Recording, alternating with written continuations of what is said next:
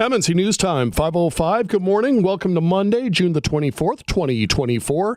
I'm John Zimney in the MNC News Center. And the news continues now with our top local stories.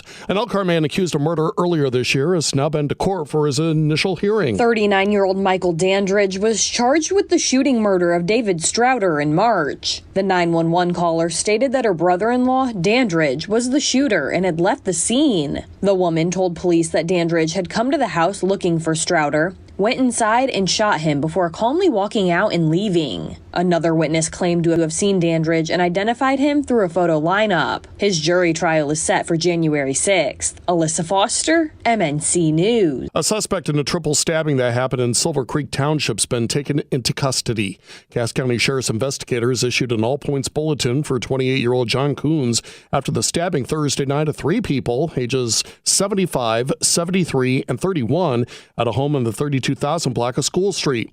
Now, late on Friday night, deputies got word that Coons was at a home in St. Joseph County in Michigan and took him into custody on an assault with intent to murder warrant. And a suspect's also been arrested after a shooting in South Bend killed one woman and injured two others. This was around 12:30 Thursday morning when police responded to the shooting on Perry Street. Officers found 28-year-old Jasmine Swanson with a gunshot wound. She died shortly afterward. Two other women with gunshot wounds from that same incident were brought to the hospital. Police have identified 22-year-old Raya Barnes as the suspect. She was arrested on Thursday afternoon. Democrats in the Michigan House have delayed a vote on a $6 billion economic plan. The proposed 10-year plan to pair business incentives with dedicated mass transit, housing, and placemaking funding was stalled amid public opposition by two members in the chamber. Bridge Michigan reports that industry groups have praised the plan, but a number of key Republicans in the House have raised concerns. The two House Democrats who delayed the vote are seeking demands and have introduced their own plan. And the slim 56-54 majority means bipartisan negotiations could be key to passing the plan in the coming week before the summer break. Derek Decker, MNC News. A 95.3 MNC consumer alert to pass along this morning as a scammer posing as a Cass County Sheriff's deputy is pressuring people to make payments over the phone. Multiple residents have received calls from someone claiming to be Lieutenant Justin O'Brien with the Cass County Sheriff's Office. The scammer falsely claims the victim missed jury duty or has a warrant, demanding payment to resolve the issue.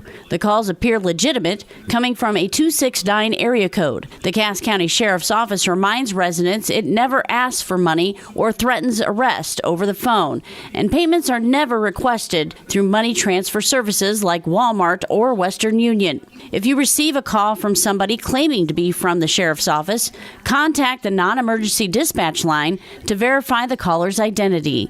Heather Starr, MNC News. And Indiana's Best Places to Work in Manufacturing contest is back for a third year. The Indiana Chamber of Commerce says the purpose is to celebrate the state's extensive manufacturing industry. To determine the winners, a comprehensive assessment of each company that applies is conducted via a two-part survey with employer and employee data sets combined to determine the honored workplaces. We've posted a link to enter with this story at 953mnc.com. The deadline to enroll is July 26th. Morgan Hopkins, MNC News. The Cook Nuclear Plant will hold a safety meeting this coming Thursday afternoon. The Nuclear Regulatory Commission will participate in a public open house to review the 2023 safety performance of the plant.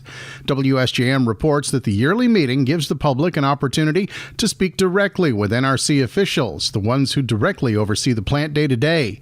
The NRC has already stated that the DC Cook plant operated safely in 2023, according to all inspection findings, and performance indicators were green or very low in safety significance. The meeting will be at the Silver Beach Center in St. Joseph from 3 to 4:30.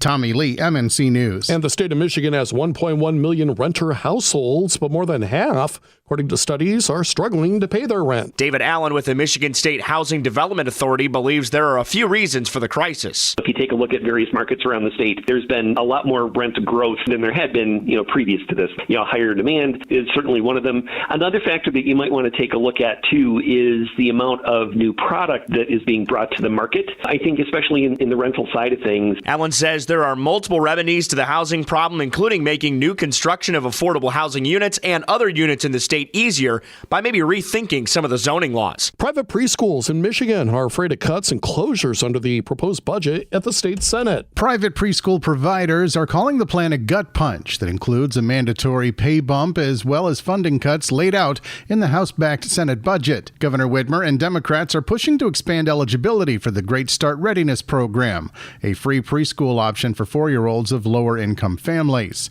Providers say provisions in the House and Senate budgets would raise costs and cut funding for private facilities, which Bridge, Michigan reports make up roughly a third of the state's 1,350 or so free preschool sites. Tommy Lee, MNC News. The language in a recall petition against a Benton Harbor school trustee has been rejected. The effort to oust trustee Elnora Gavin was dealt a blow during a recent Berrien County Election Commission meeting. WSJM reports that the recall language from Jerry Edwards of Benton Harbor was deemed unclear by the commission. The petition stated that Gavin should be removed from office for voting against the hiring of certain support staff at the district, but the word approve was misspelled, creating confusion.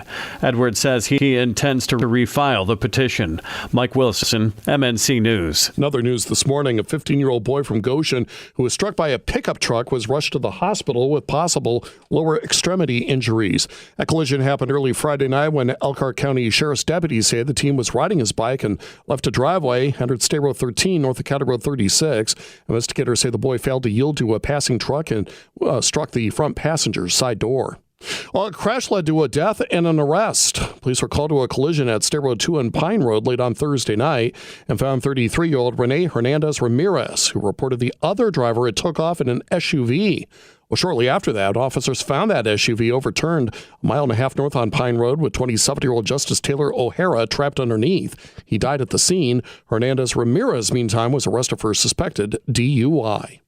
Turning to the follow-up file, Attorney General Todd Rokita is now responding to the announcement by the parent company of popular porn site to block access in Indiana. Rokita said the announcement shows that porn sites, quote, don't want to spend money to protect kids. ALO, which owns Pornhub, said that responsibility should be on parents to protect children. ALO is prepared to block its website in Indiana once a new age verification law goes into effect. The law would require Hoosiers to submit personal information like a driver's license number in order to look at online porn.